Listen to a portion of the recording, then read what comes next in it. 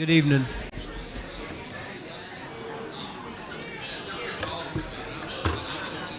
Welcome to our midweek Bible study. Got a few prayer requests, or one prayer request, and then a couple of announcements to get to you. I want to ask that you remember Chandler Carpenter in your prayers. Chandler is playing baseball over in Florida, and the other day was throwing a bullpen, I believe, or maybe doing some front toss to somebody sitting behind an L screen. There was a hole in the L screen, got hit in the face with a baseball, broke his nose. They will have surgery, or he will have surgery this coming Friday. So please keep Chandler in your prayers. And then along with that, Brother Conrad, I saw on Facebook today, turned 88 today. So y'all make sure you get a chance. If you get a chance, give him a call, or that's awesome. If you get a chance to call him or give him a text or whatever, I know he would appreciate that. Leaders of a Light practice, a potluck lunch, and youth-led service is scheduled for this coming Sunday. Practice will take place during class time. Lunch will follow the morning worship service, and the youth-led service will begin after lunch. Everyone is invited to attend lunch and certainly encouraged to stay after to show your support for our youth. There is a sign-up sheet to bring items for lunch that is located in the side foyer. Trunk or Treat is scheduled for this coming Wednesday, October 30th. Dinner will be provided. I believe dinner this week will be hamburgers and hot dogs. There is a sign-up sheet located in the side foyer if you would like to sign up to bring desserts for Wednesday evening. The dinner is going to start at 6 p.m. Following dinner, we'll have Bible study starting at probably around 6:30 like we normally do. And then after our devotional period, we'll have Trunk or Treat. Again, announced it for a few weeks now, but if you plan to stay for Trunk or Treat, please park in the south parking lot there. If you don't plan to stay after dinner and devotional, you can park in the west parking lot there at the front of the church building. Certainly that would be greatly appreciated, and make sure we remain safe, and certainly the safety of our children. I don't believe. I know the other day at the Sims Fall Festival a couple Sundays ago, they passed out a bunch of flyers. There's been a flyer that's been shared on Facebook too. So hopefully we will expect to have a lot of visitors. So make sure, prepare for extras, please. Maybe bring some extra candy, and certainly make sure that we're fellowshipping with each other, introducing ourselves to folks we may not know. Ladies Fellowship Breakfast is scheduled for November the 2nd at 9 a.m. at Golden Corral. If you plan to attend, please let Clarice Kite know. Our song leader tonight is Jason Smith. Terry's going to extend the invitation. I'm going to ask Brother Johnny if he wouldn't mind to close us in prayer. That's all the announcements I have. George is going to come up and make one more announcement, and then Jason will get us started. Hey, good evening. Just want to update you on something that's happening here soon that you may have seen on social media, but certainly with our connection with Ukraine, with the brethren here and those that we support and love, there is an event that's going to be happening around Thanksgiving that we want to make you aware of.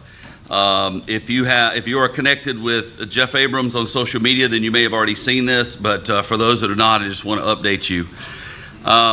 I'm going to read some of this to you and paraphrase some of it, but Friday, November 29th, the day after Thanksgiving, there's going to be a group of folks that will have arrived. They're taking a charter bus from Tuscumbia up to Washington, D.C., and they will have a memorial service to honor the children of Ukraine who have been murdered during this war. They will place a teddy bear on the hillside of the Washington Monument for each Ukrainian child whose life has been tragically ended way too soon. They will read the names of these innocent souls lost in the war and ring a bell in their honor. They will pray that God will somehow mend the broken hearts of those left behind. They will pray for peace and pray for victory over evil. After the ceremony, they will carry each of these teddy bears to the White House to send the same message to those in power. If you can help with this, if you're interested in participating in this, I believe there are some spots on the bus available. I think $300 will be the ride up there on the bus and the hotel stays and the return trip. What they need is people with a big heart for the people of Ukraine who gather with us in this place, if you're interested in participating. Help with the purchase of about 600, unfortunately this is the number, 600 teddy bears. The cost is approximately $20 per teddy bear. Help with the media connections, if you have some, so that we can get this message, this powerful message, this visual out. If you can assist with the cost of travel and housing, because there will be a good number of Ukrainian Christians participating in this event. And it was an edit that Jeff put in there yesterday that if you wanted to participate but would rather fly than ride on a bus from Tuscumbia to Washington, D.C., right now you can get there for about $250 round trip. We will have this information in the office. If you would like to purchase some bears, we can get that money and get it up to Tuscumbia so that we can help with this very important event that will happen. They'll leave, I guess, the day before Thanksgiving or on Thanksgiving, and then the service will take place on Friday, November 29th. Please reach out to the office or to me if you have any other questions. Jason.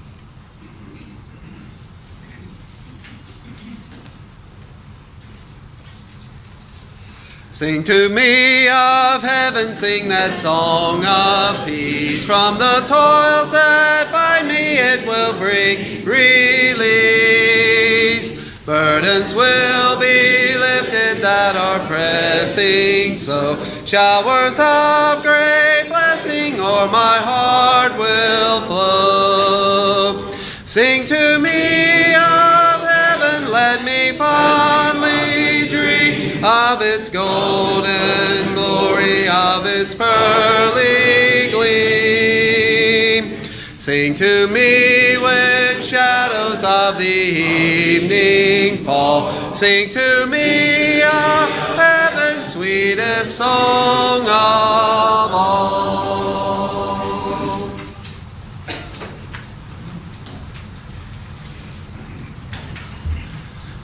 Good evening. It is great to be with you tonight. Thank you very much for being here. Earlier today, I was with Justin, and he mentioned something. I said, hey, that'd be a good Wednesday night invitation. So thank you, Justin, for the idea. Probably stole one of his future ones, but did you know that the Boston Celtics, y'all know who that is, right? No. See, Justin? He'll explain it to you. They did something amazing last night. They tied the NBA record for three-point shots made in a game. Basketball's been around a long time. Now, the three-point line, I probably should have looked that up when it came to be. But this is an old record. They hit 29 three-pointers in a game. In fact, after Al Horford had Boston's third straight make, I mean, just bam, bam, bam, they went down the court. They were on fire, right? Third straight make to start the fourth quarter. There was 8 minutes and 54 seconds remaining. Now think about that. 29 three-pointers. One more, they're the all-time leaders. There was 8 minutes and 54 seconds left in a game. And in basketball, that's an eternity. They needed that one more. However, the Celtics missed their next 13 consecutive three-point attempts, including 3 air balls and several other ugly misses, in what turned out to be the only thing that didn't go Boston's way that night. Here's some quotes. It was almost like we got jinxed or something, Celtics forward Jaylen Brown said. It was like when we were just playing, having fun, playing our style of basketball, everything was going in. And then once the crowd got into it and we started hunting them, we couldn't even hit the broadside of the barn. Everything was off. We got a bunch of great looks, and it was like a lid on the basket. So that just shows, like, we're not a team that's hunting threes. We play the game, and we do what we're supposed to do. But I think towards the end it was tough because we weren't playing the way we had normally played. but we still had a bunch of great looks. Now, on one hand, that's a great story, right? I mean, that's a lot of three-pointers. But can you imagine the momentum shift? Going from being almost unstoppable to suddenly missing shot after shot after shot. Life can feel a lot like that sometimes. We have moments of success, it's easy to pray. We have moments things are going well, we got a little money in the checking account, we got a full tank of gas, we somehow survived without spending $400 at the grocery store. You know, whatever it may be, we're feeling pretty good. Hey man, it's easy to say a prayer tonight. It's easy to read my Bible in the morning. You know, and we're having that success and everything's going well. We feel like we're hitting every shot, so to speak. Faith is strong, relationships are solid, decisions are wise. But then out of nowhere, sometimes we start missing. We can face failure, disappointment, and frustration. In James 3:2, very simple. The Bible says, "For all of us make many mistakes." Just like the Celtics couldn't keep making every shot, we too will stumble. We too will fail. We too will fall short. In fact, Romans 3 verse 23 reminds us that we have all sinned and fallen short of the glory of God. No matter how many spiritual three-pointers we hit, we're all going to face moments when we miss the mark. But here's the good news. And really, I want you to take this with you tonight. God is not keeping score. In a basketball game, they keep score. In a basketball game, they keep stats. In a basketball game, they put it in the history books. But God doesn't. His love for us is not based on performance. It's based on His amazing grace. It's unconditional. And you know, when we do fall short, and we do make mistakes, and just like James said, we make many mistakes. When that happens, what we got to do is get back up. We got to, so to speak, get the ball back in our hands. And we got to keep shooting. We got to keep pressing forward. The good news is once we get up and we say, "Father, I'm sorry," He's not keeping score. In fact, He's not even keeping it in His memory. The blood of Jesus. Beautiful, right? What a beautiful, the greatest element we can ever have in life is the blood of Jesus covering our souls, covering our lives. When we fall, we've got to learn to refocus. When things are going well, we need to give thanks and remain humble, right? Because we know what happens lest we fall.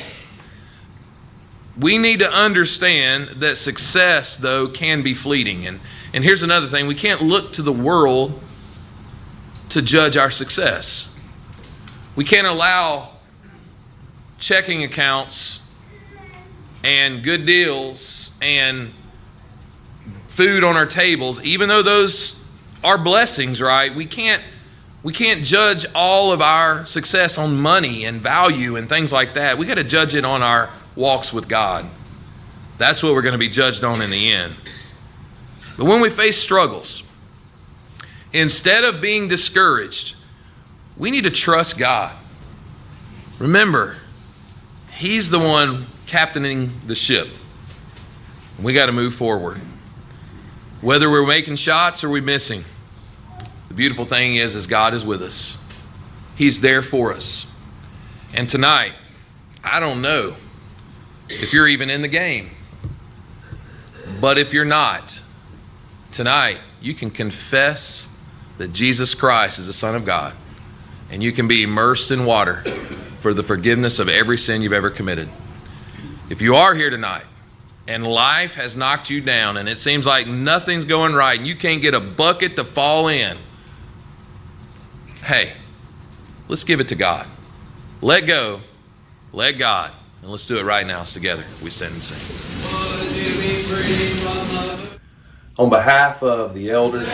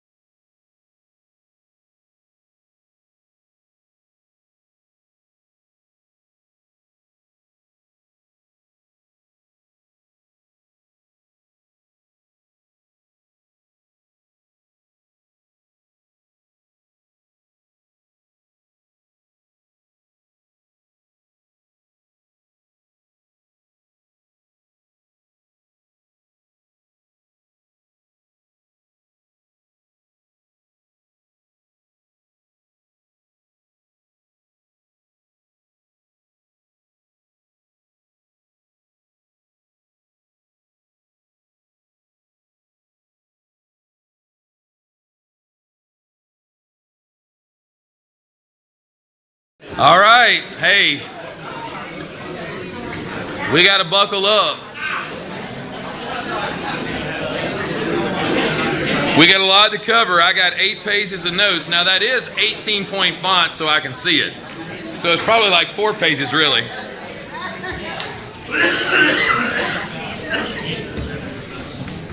And I'm just going to make a confession to you. Number one, I'm not going by any word of his in that book. I'm sorry.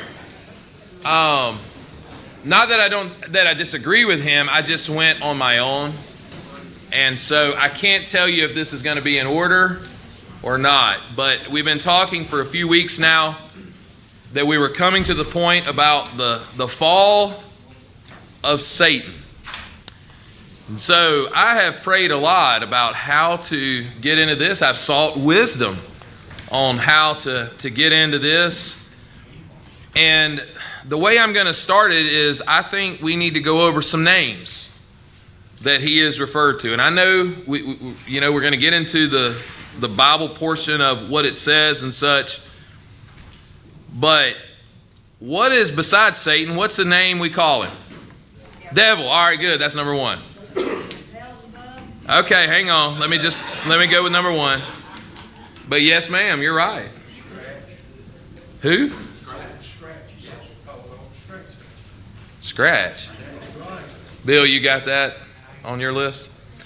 All right, the Greeks. Now, let's understand a few things. Number one, the Old Testament was written in Hebrew. The New Testament was written in Greek. And we refer to the New Testament as what? It's LXX, the Septuagint. So the Greeks use the word, and listen, I'm a country boy that doesn't know how to say Greek, but they use this word, devil, which is diabolos. Diabolos. Is that right? Am I close? Diabolos. Diabolos. Yeah, that's the way I would have said it. But when I looked up the pronunciation, it's DEE-AA-BUH-LUHZ. But oh well. I would have said Diabolos too. Anyhow, they use that word. Stump my own self there. For slanderer, okay? Slanderer. The Septuagint used it to translate Satan. Got that one. Anybody know what? No, adversary. Adversary. Yes. The Russian language is based off the Greek language, so if you need I could dial them in. exactly how to pronounce Sasha, did you know? No. Okay. Sasha, I don't know how to say it in the English, much less the rest. Anyhow, the Greek, I've butchered that, Terry. The Greeks used diabolos for, again, slanderer. The Septuagint used it to translate Satan, adversary, in the sense of accusing people and attempting to separate them from God. Now, I've got a lot of scripture references that we will not get to, but if you want to write them down, you could look at 1 Chronicles 21:1, Job 1:6, through chapter 2, verse 7, Psalm 108, verse 6, translated from the Septuagint, and Zechariah 3:1 and 2. Now again, we're talking about devil. In the Gospels, he is portrayed as the adversary of Jesus, Matthew 4:1 through 11. Parallel passage would be Luke 4:1 through 13. He's also portrayed as the enemy of his work, Matthew 13, verse 39, and the chief of the demons, Matthew 25, verse 41. Mark does not use the term. John uses it in John chapter 6, verse 70, chapter 8, verse 44, and chapter 13, verse 2. In Matthew and Luke, devil is used interchangeably with Satan. And you can cross-reference that with Matthew 4:1, verse 5, verse 8, verse 11, and chapter 4, verse 10. And then Mark, again, Matthew uses and Luke use devil. Mark uses Satan there, 4, verse 15, and then you can look at Luke 8, verse 12. So, that's devil. Now let's talk about Satan. This is the English transliteration of the Greek Satanas. I got that one. Yeah. Satanas. The English transliteration of the Greek word Satanas. Mark chapter 1. I said 18. I got to blow it up even more. Mark 1 verse 13 and Luke 22 verse 3. In turn, this is a transliteration. Okay, the English transliteration is Satan of the Greek Satanas, which is a transliteration of the Hebrew word Satan. Okay, does that make sense? In the Gospels, it is used. Somebody say something? Okay. In the Gospels, it is used as a synonym for the devil. You could look at Matthew 4:1, verse 10, Luke 13, verse 16.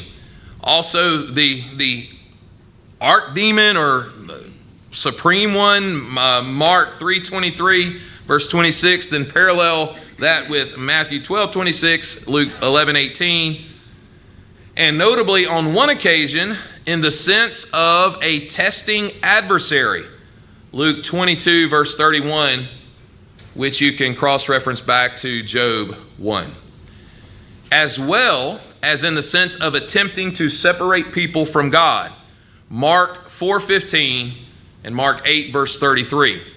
Oddly enough, only one verse in the Bible mentions Satan and demons together. So if Satan is also divided against himself, how will his kingdom stand? For you say that I expel demons by Beelzebul. Luke 11, verse 18.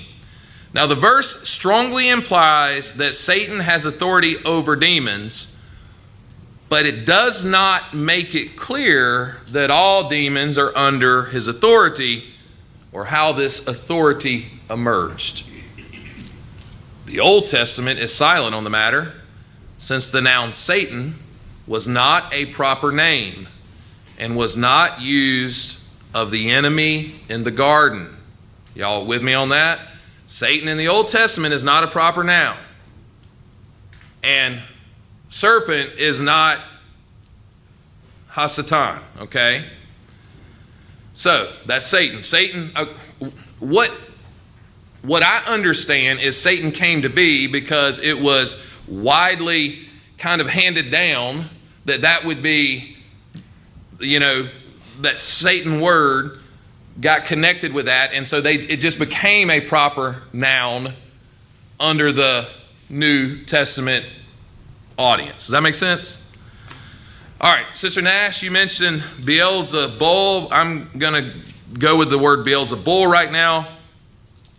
In the New Testament, it's a tongue twister. Beelzebul occurs only in Matthew 10:25 and 12:24. Now, parallels of that are Mark 3:22 and Luke 11:15.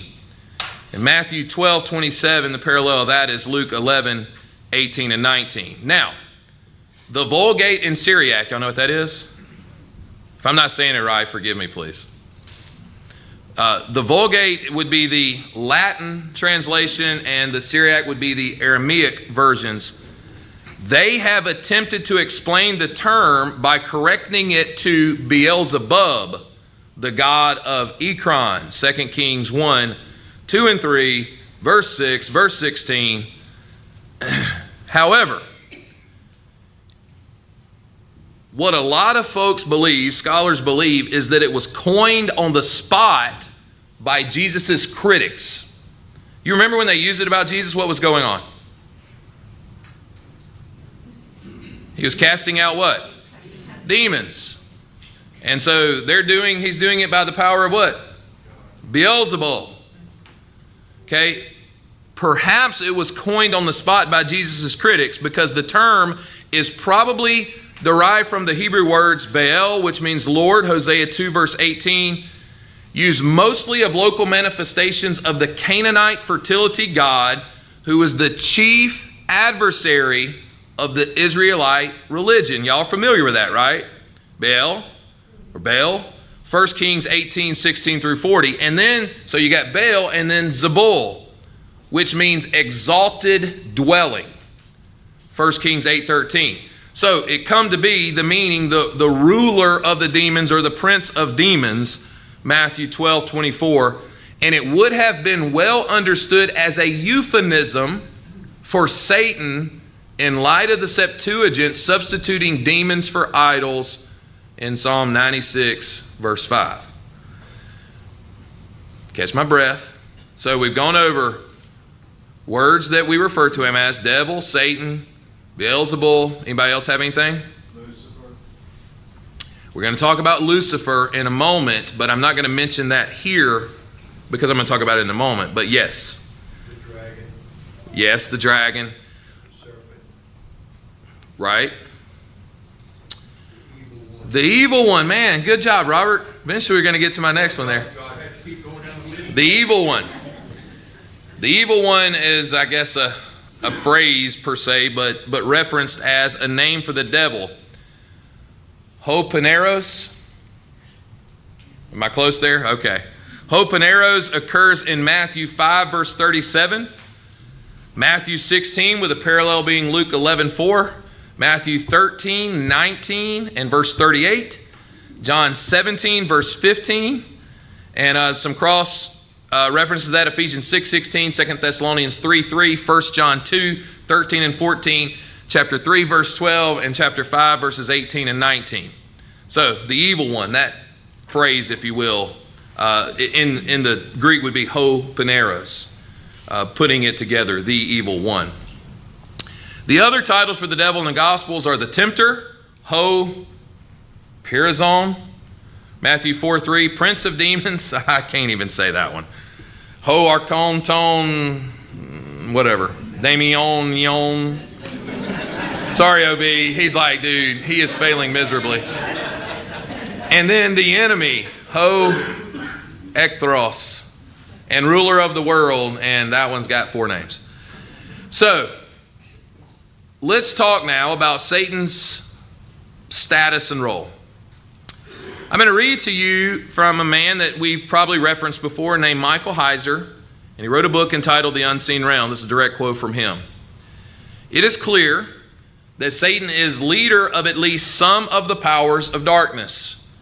As the original rebel, he likely ranked first, or whichever way you're looking at it, worst, in terms of example in the minds of ancient readers. The fact that he is the one who confronted Jesus in the desert and offered Jesus the kingdoms of the world suggests as much. The lack of a clearly traced hierarchy leaves the possibility that there are competing agendas in the unseen world, even where there exists the common goal of opposition to Yahweh and his people. Now, all that to say, let's get into some text. Let's turn to Ezekiel 28. And somebody, if you don't mind, read for us verses 12 through 15. Ezekiel 28, beginning in verse 12. There be some names in here, and you will not butcher them near as bad as I have. 28:12, Terry. Through 15, yes, sir.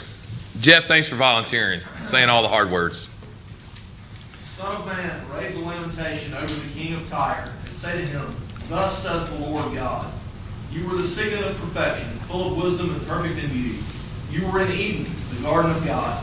Every precious stone was your covering: sardius, topaz, and diamond, beryl, onyx, and jasper, sapphire, emerald, and carbuncle, and crafted in gold were your settings and your engravings. On the day that you were created, they were prepared. You were an anointed guardian cherub. I placed you. You were on the holy mountain of God. In the midst of the stones of fire you walked. You were blameless in your ways from the day you were created till unrighteousness was found in you. All right, go ahead and read, Jeff, through 19, since you did so well. In the abundance of your trade you were filled with violence in your midst, and you sinned. So I cast you as a profane thing from the mountain of God. And I destroyed you, O guardian cherub, from the midst of the stones of fire. Your heart was proud because of your beauty. You corrupted your wisdom for the sake of your splendor. I cast you to the ground. I exposed you before kings to feast their eyes on you. By the multitude of your iniquities and the unrighteousness of your trade, you profaned your sanctuaries, So I brought fire out from your midst, it consumed you, and I turned you to ashes on the earth in the sight of all who saw you. All who know you among the peoples are appalled at you. You have come to a dreadful end and shall be no more forever. All right. So we have heard that as a description of Satan, right? Time and time and time again. Who is it directed to? The king of Tyre, right? The king of Tyre. Context is important to note. Now, the language seems to be some symbolicness of being in Eden, described as the seal of perfection, full of wisdom, perfect in beauty. And Satan's depicted there, or, the king of Tyre, if it's a description that is coinciding with that, as a guardian cherub. Now, remember we talked about cherubs. They were those that guarded. And you'll recall that when Eden was evacuated, what was guarding it? Cherubs, right? So a cherub is another office in the angelic realm. And again, the king of Tyre is who's described here, but it's depicted as a guardian cherub, blameless until wickedness was found in him. Any thoughts on that?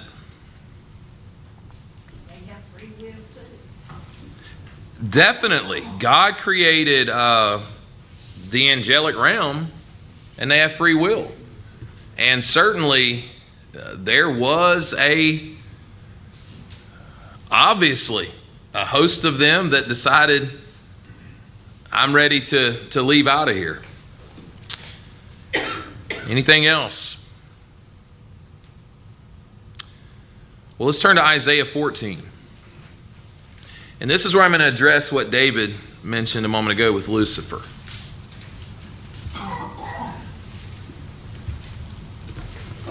Isaiah, hang on one second.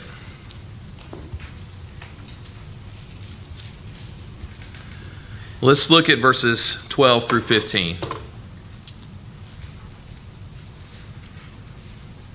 And when somebody reads it, there's no judgment here. But can you tell me which version you're reading it from? I'll be reading from the NLT. Okay. Would you like me to change? No. Okay. 12 through 15. 15. How you are fallen from heaven, O shining star, son of the morning. You have been thrown down to the earth, you who destroyed the nations of the world. For you said to yourself, I will ascend to heaven and set my throne above God's stars. I will preside on the mountain of the gods far away in the north. I will climb to the highest heavens and be like the Most High. Instead, you will be brought down to the place of the dead, down to its lowest depths. Okay. The New Living Translation, which Bubba read from, said what in verse 12? You're fallen from heaven what? O shining star. O shining star. Son of the morning, right? Somebody else, who else has a different version? NIV. All right, read it from the NIV, David, please. Just verse 12, actually. How you have fallen from heaven, morning star, son of the dawn. You have been cast down to the earth, you who once laid low the nations. All right, what did it say? Son of the dawn. Son of the dawn. Shining star, something like that. Morning star. George? New King James, you've fallen from heaven, O Lucifer, son of the morning. Anybody else? B? Have the NRSV, The New Revised Standard Version. how you are fallen from heaven, O day star, son of dawn. How you are cut down to the ground, you who laid the nations low. All right, do we have another version? Doesn't matter. I just needed y'all to hear there was a similarities in how many read? 1, 2, 3, 4, and a difference in 1. Did y'all pick it up? Yes. What was it? In what version? The New King James.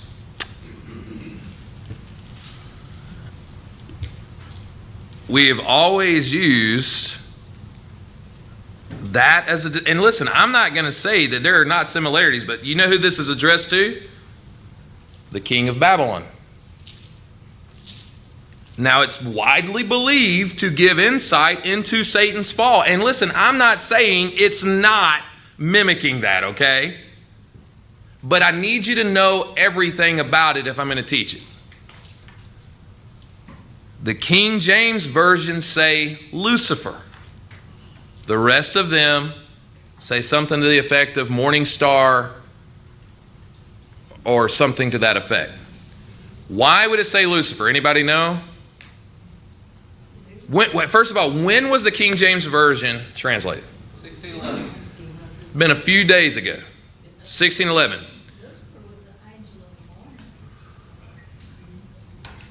How you know, sis? Because the New King James said so.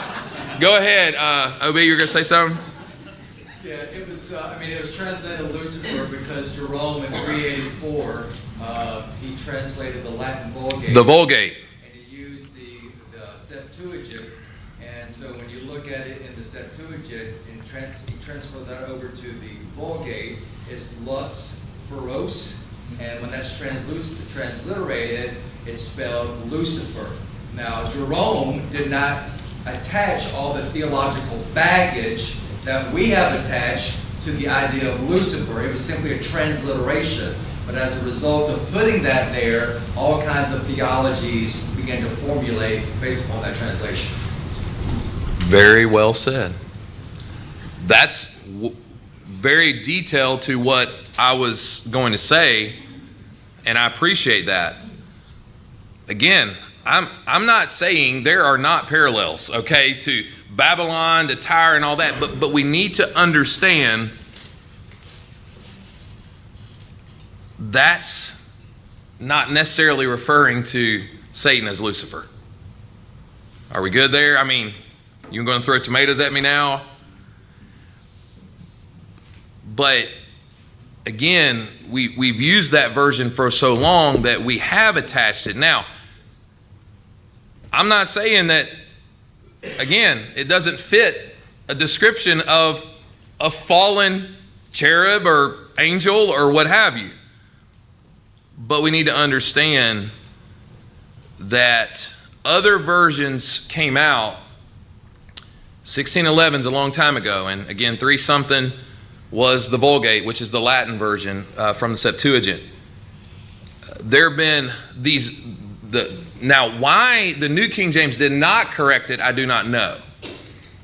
What did the name Lucifer, what did it mean? It's a transliteration. And what it's doing is taking day star, morning star, what have you, and taking it from the Latin and making the word Lucifer. Okay? So that's why, David, I didn't address it right then. Okay? Listen. I feel an obligation to explain all of this. Now, does that change anything about Satan being evil and fallen and all that? No, it doesn't. But I think we need to know, right? We need to understand that. Is there any other place where the word Lucifer is used? Not to my knowledge. Well, he was jealous. He was jealous. He wanted his throne above God. That even makes more sense. Ma'am? So, in this reading that we just read and the one that we read in Ezekiel, he is actually talking about these different kings? Yes, but I'm not saying that it doesn't mimic what has happened in heaven or in the unseen realm or what have you. Okay, I'm not saying, and please hear me on that, I'm not saying that it's not, but I'm just saying they're not direct. Again, I had the beautiful subject of teaching y'all about the fall of Satan. I'm just saying that they're not direct. And that's why it's important for us to read. And I'm not trying to be ugly, but to understand, because technically they are directed to them. Now, Ezekiel's got a lot of symbolic language in it, and Isaiah, he definitely told prophecies and different things to come, but it changes nothing about the way I view the adversary, okay? Satan. But I just thought we need to know that. So I've been a little bit nervous over that one for a little while, by the way. I like that you call him the adversary, period, because he doesn't deserve a name. He doesn't deserve a proper name, does he? And when we refer to him as Lucifer, we're giving him a name. Yeah. And I really don't think he deserves it. Well, and I agree, and I don't think that is a noun that should go to him anyhow. Yes, sir. So this is kind of over my head, so here's the Mine too, probably. trying to understand this. So let's say I read that Lucifer as Satan. What mistake did I just step into? So what mistake are we trying to avoid by not calling Lucifer Satan? Well, my next point on it was going to be, if it's used about the devil, it highlights Satan's prideful ambition. I will ascend to the heavens. I will make myself like the Most High.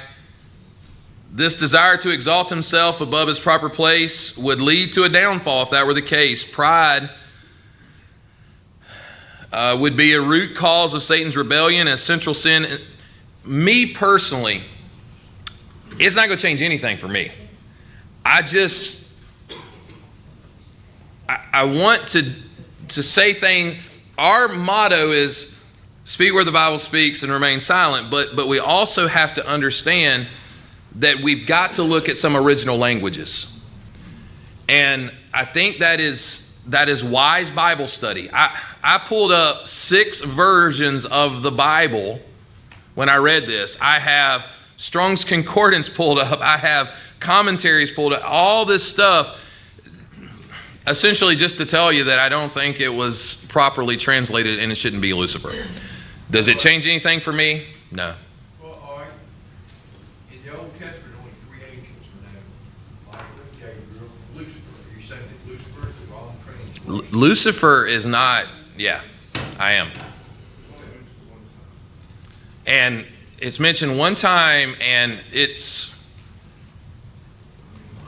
mistranslated. It's a transliteration from the Latin word, which means morning star, day star.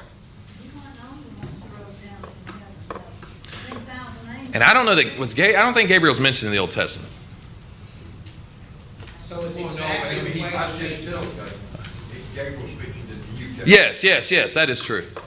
So it's the same way they took the word baptizo, Sure. instead of translating it. If we want to be real about it, yes. And listen, my entire life I've used that version of the Bible. My memorization work is from that version of the Bible. I'm just saying that we have to see, I mean, King James didn't want it to be immersion baptism. And so he had it translated, a transliteration of the word, which means to sprinkle, to all these things. But the Greek word is baptizo. So I don't want to really, I mean, again, Mark, I don't think I personally, that's the way I picture it. That, this is me. Again, I think there are some differences of opinions out there, but I do think there's a hierarchy. You didn't ask for my opinion, but I do think there is a hierarchy. To me, I look at it, and again, I'm studying and learning, but I see it as everything God has done has been a counsel to it. We've talked about the counsel that he has. If you look at the Sanhedrin, they were a council. You look at the church, it's got, not that elders are hierarchies, but Christ is the head, elders, etc. And so my personal thought is, I would think that it makes a lot of sense that there was pride and those things, but I just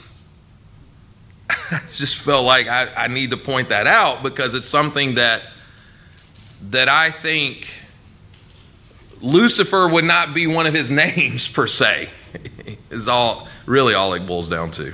And it goes with Mark's question is, many times in our conversations with people, it is the mistranslation or the misunderstanding of a context of a chapter or a verse that separates us from the denominational world. Sure. Simply by a misunderstanding of translations and such. So I think there is great value in you pointing this out to us, because what we need more than anything is the exposure to the truth. Right. And if I have not understood that my whole life, and I haven't, Sure, right. then man, I want you to tell me, and that brings. Well, I appreciate that. It makes me feel a little less sweaty. There's no reason that we should ever shy away from it, right? And I'm Right. just saying to you others is, look, if I've been wrong about something, I don't want to ever use this verse out of context. Yeah, well, it's the same danger, if I said, hey, Romans 10 tells us that we just need to confess Jesus Christ. It does. But Paul didn't just write a chapter, he wrote a letter. In 6, he talks about baptism. And so that's the danger, like you're talking about. We got to let it harmonize and speak where the Bible speaks, such. Terry. Yes. Yeah, you mentioned it, but the further development is I don't know if I should say this, but I'll say it anyway. You can't fire me, you can throw me out. But he is co-opting an ancient Mesopotamian myth. And there's a myth, right? There's other people, there's stories floating around, and one of the ancient stories was that Hillel, the son of Shakar, which is what this says in Hebrew, right? That this was the god of the Canaanites who was wanting to exceed the Most High God. Correct. And he wasn't able to do that, and he was cast down. So it has everything to do with authority. Yes. It has to do with. Yes. And we take that, and then we principally apply that to Satan or Right. Satan or whatever you want to call that entity. And so principally we can agree with that, but contextually, and that should be our driving force. What does Right. the context say? Sure. Contextually, it's just not there. Yeah. Great thoughts. Anybody else? All right. Let's go to Revelation 12. Revelation 12. Thank you, Toby, for leaving me. No, I'm just kidding. I'm not. I ain't scared. Maybe permanently. No.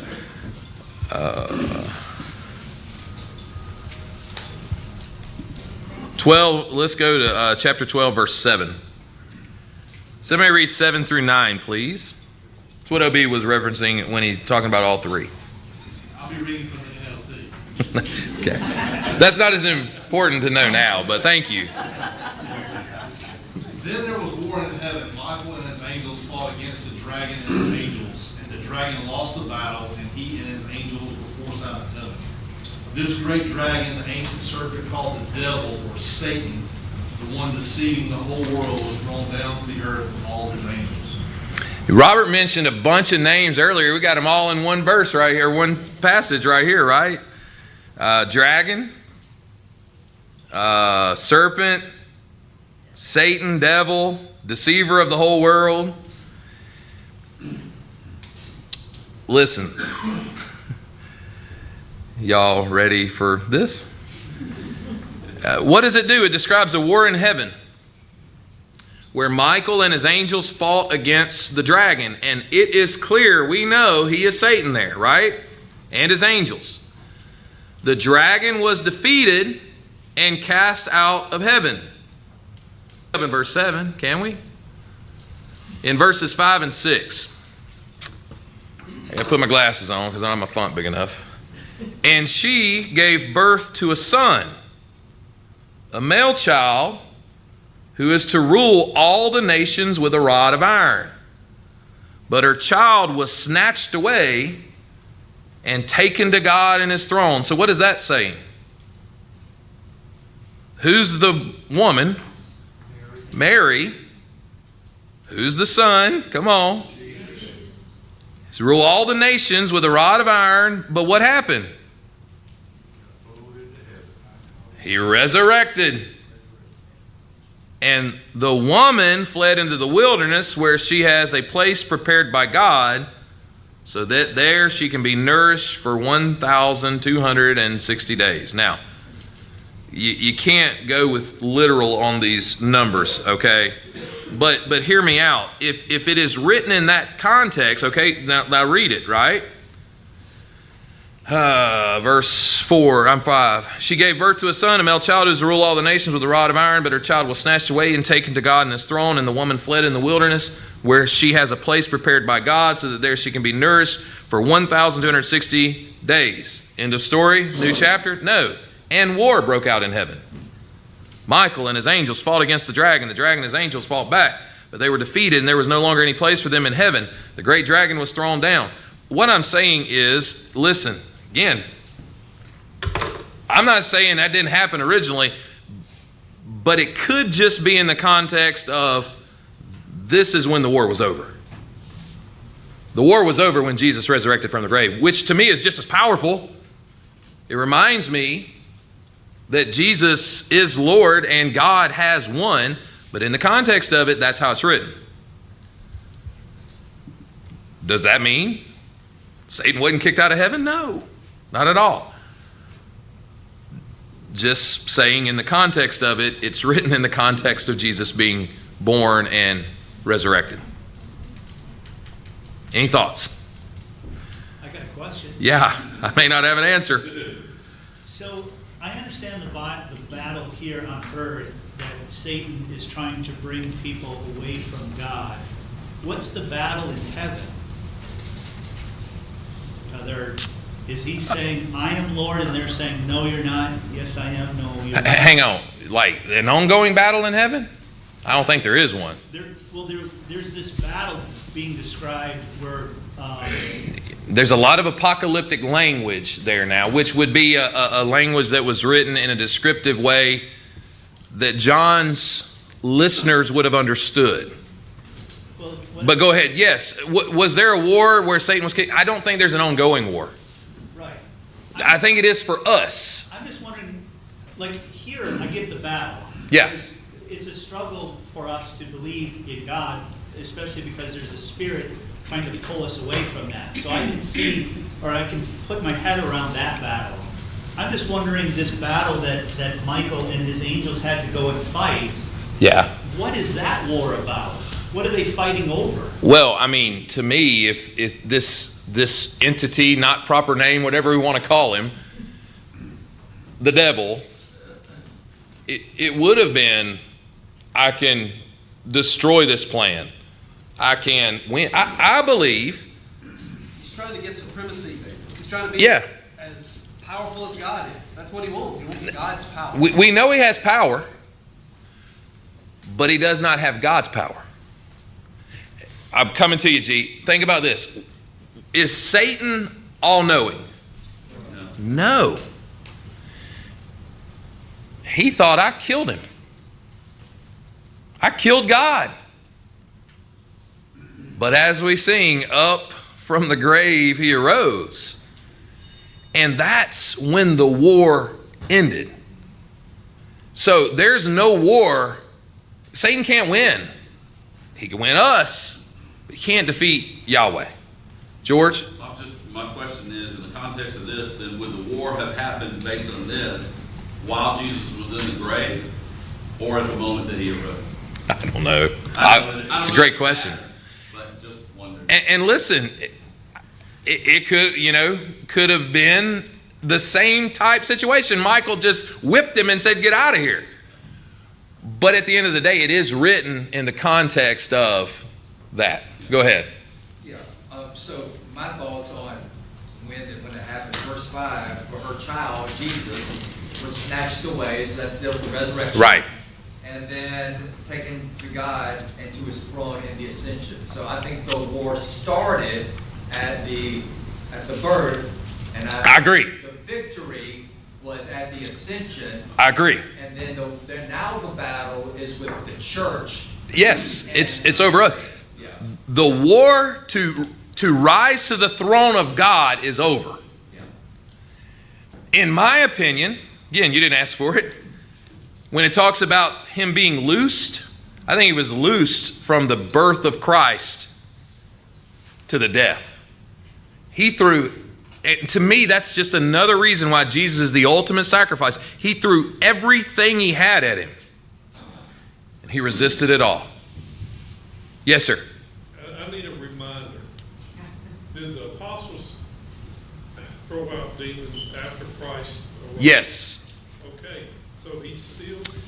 You're exactly right. He did still have, that they are still able to possess, because there's a spirit of divination that Paul, remember, he just got tired. Like, she was annoying him. And so he cast her out, and then they threw him in prison, and Silas and all that. So yes, that is a great point, Dale. It does appear that some of it was limited. I don't know, again, there's stuff I just don't know on that. Verse 12 tells you, it says, therefore rejoice, O heavens, and you who dwell in them. So heaven's at peace. Absolutely. There's no problem up there. Woe to the inhabitants of earth and the sea, for the devil has come down to you, having great wrath, because he knows that he has a short time. I love it. He's a short timer. Terry? Yes. This is my last point that I'm glad. So as far as like the identity, right? That's the question, the identity. Yeah. I think 2 Peter 2:4 is the answer to it.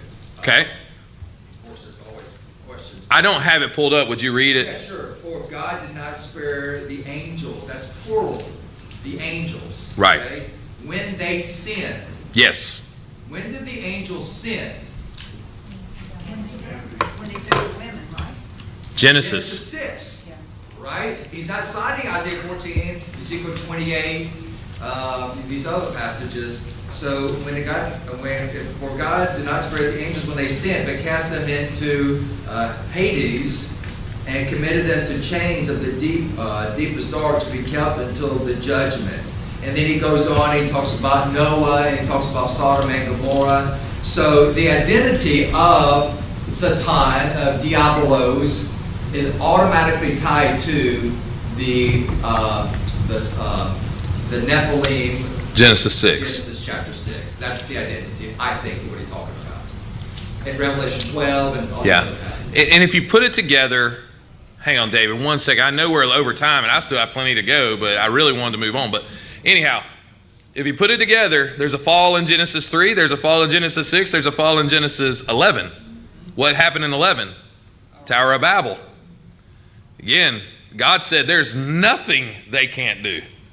So it was building. And then what happened in Genesis 12? Abraham. Really cool how God did it. David? I think that's what this is talking about, referring back to Genesis 3. We only have a little, about the devil. But this is kind of like the HD version of what happened in heaven. Yeah. Can I get, that's funny. That's really, I like it. Can I go Luke 10:18 before you dig up another question? I know we're over time. Jesus says in Luke 10:18, I saw Satan fall like lightning from heaven. Contextually, when did he say it?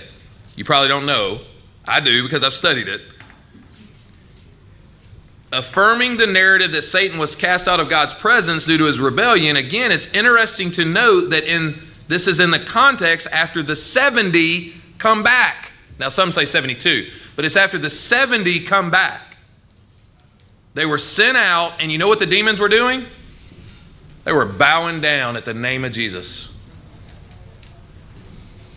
What if Jesus didn't talk about the beginning? He talked about, it gives me chill bumps because it's just a strong moment. I saw Satan fall like lightning from heaven because when I sent you guys out, he was bowing down in my name. His power is now broken. We'll end on that. Thank y'all for being here.